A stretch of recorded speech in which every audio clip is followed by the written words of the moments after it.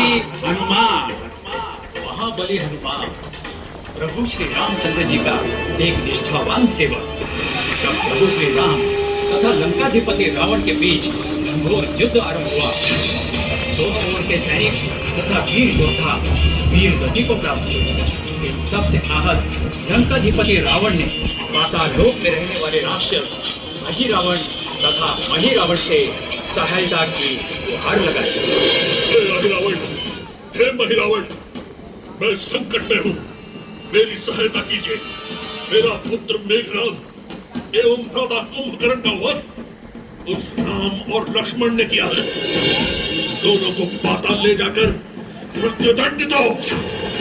रावण की गुहार को सुनकर मायावी अहिरावण ने विभीषण का भेष धरकर छल पूर्वक श्री राम तथा लक्ष्मण का अपहरण कर उन्हें पाताल लोक में ले गया तथा कामना देवी के चरणों में उनकी बलि चढ़ाने की कुचेष्टा में लगा।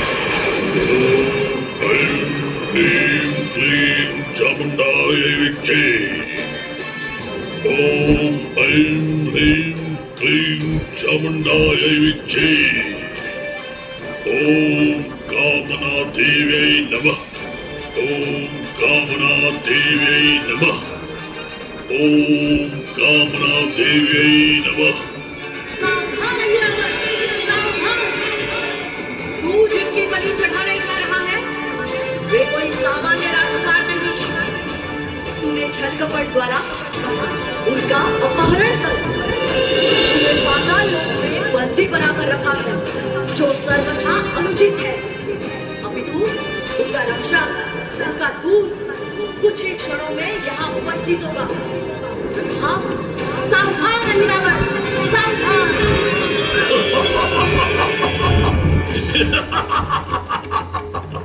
मुझे ज्ञात है देवी, मुझे ज्ञात है कि ये पराक्रमी राम और लक्ष्मण है, जिन्होंने कुंभकर्ण तथा मेघनाद जैसे महापराक्रमी योद्धाओं को पराजित कर उनके प्राण भर लिए हैं। किंतु आज ये दोनों मेरे बंदी है। आज मैं उनकी बलि चढ़ाकर उन्हें मृत्यु दंड देने वाला हूँ।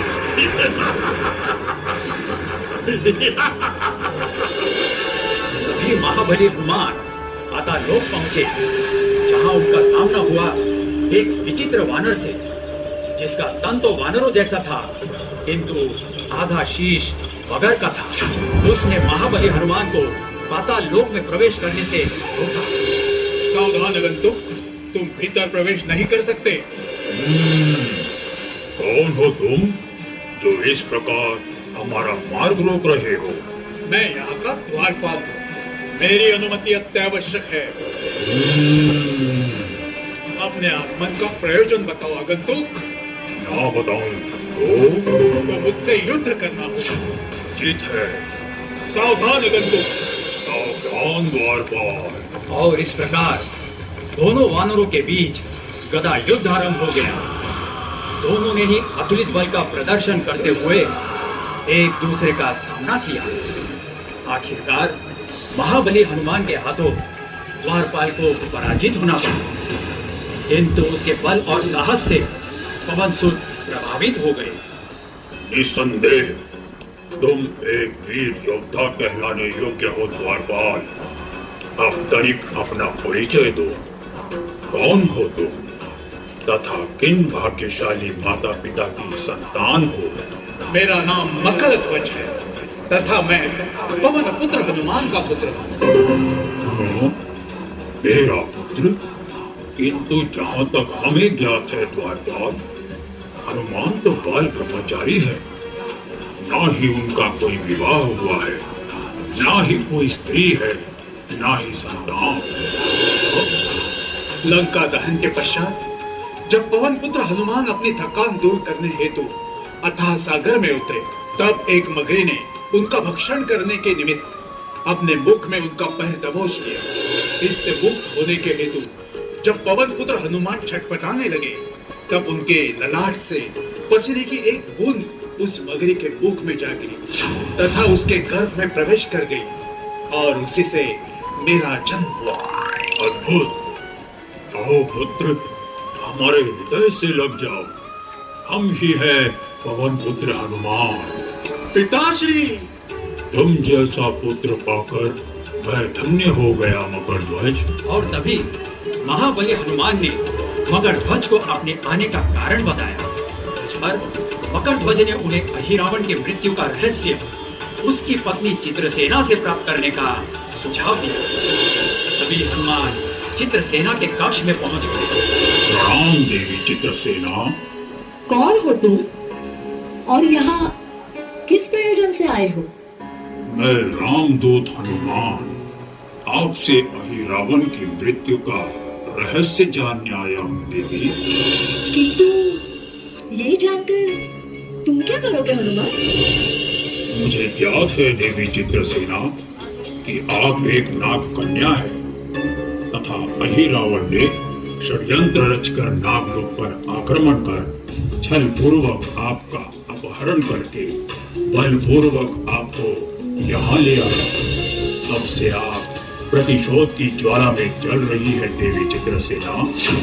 हाँ हाँ, तुझे उस दुष्ट मायावी अहिरावण से अपना प्रतिशोध लेना है।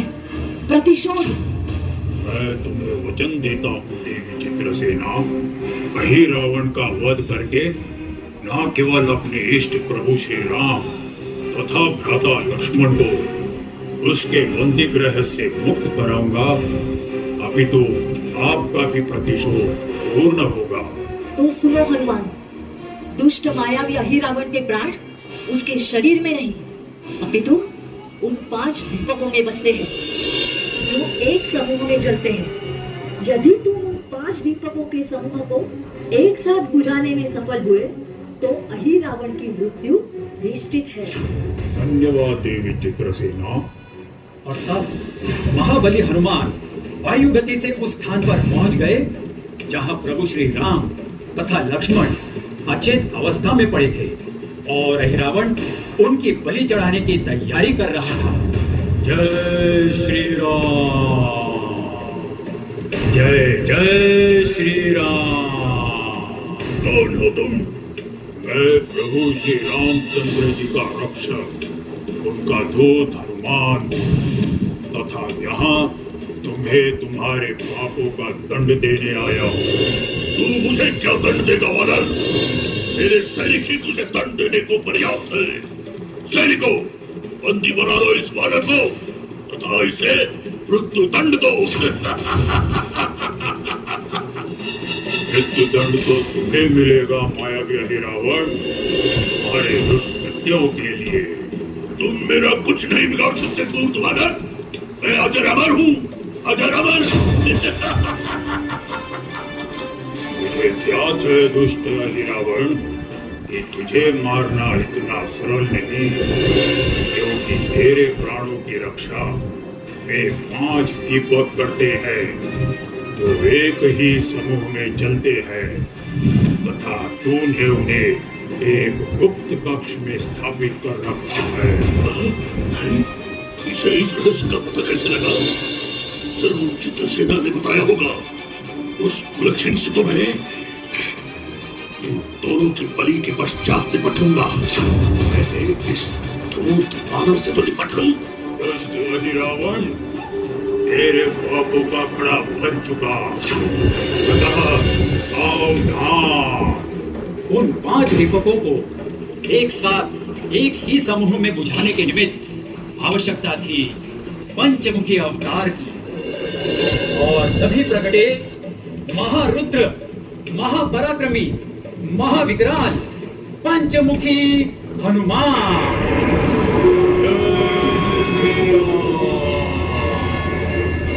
जय जय श्री राम, जय श्री राम, जय जय श्री राम। ये क्या? इस वानर का 5 मुखों वाला विकराल रूप और ये उन 5 दीपकों की समूह की ओर बढ़ रहा है। नहीं वानर, तुम ऐसा नहीं कर सकते।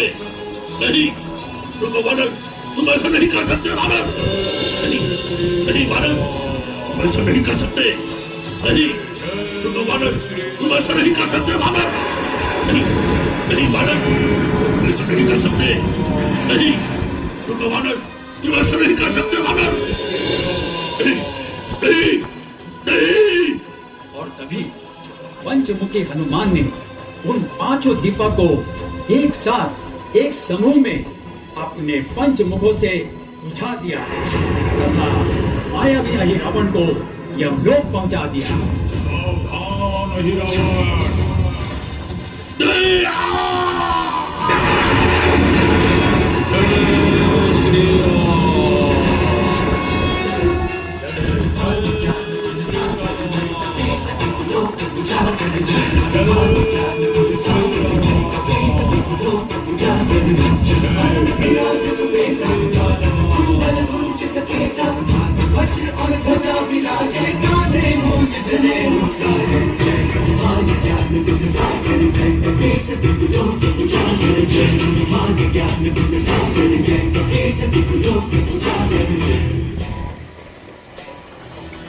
तो देखा आपने किस प्रकार संकट मोचन हनुमान जी ने पंचमुखी अवतार धारण कर प्रभु श्री राम तथा लक्ष्मण जी के प्राणों की रक्षा की। किंतु हमारे देश में आज भी ऐसे अनगिनत पाखंडी अहिरावण छिपे बैठे हैं जो सांप्रदायिकता का माया जाल फैलाकर हमारे देश की एकता, अखंडता तथा संप्रभुता की बलि चढ़ाने को तत्पर है। ऐसे में सर्वधर्म समभाव की नींव पर खड़ा हमारा भारत देश और सशक्त बन पाएगा यदि हमारे 5 प्रमुख धर्म हिंदू, मुस्लिम, सिख, ईसाई तथा जैन बौद्ध पंचमुखी बनकर सांप्रदायिक शक्तियों का सामना कर उन्हें जड़ से मिटा दे। तभी हमारी मातृभूमि सही मायने में सुजलाम सुफलाम का श्रृंगार करेगी। बोलो गणपति बप्पा मोरया, मंगल मूर्ति मोरया। हे अंजनीचा सुता, तुला रामाचं वरदान, अन एक मुखान बोला बोला जय जय हनुमान, एक मुखान बोला बोला जय जय हनुमान। अंजनीचा सुता, तुला रामाचं वरदान, अंजनीचा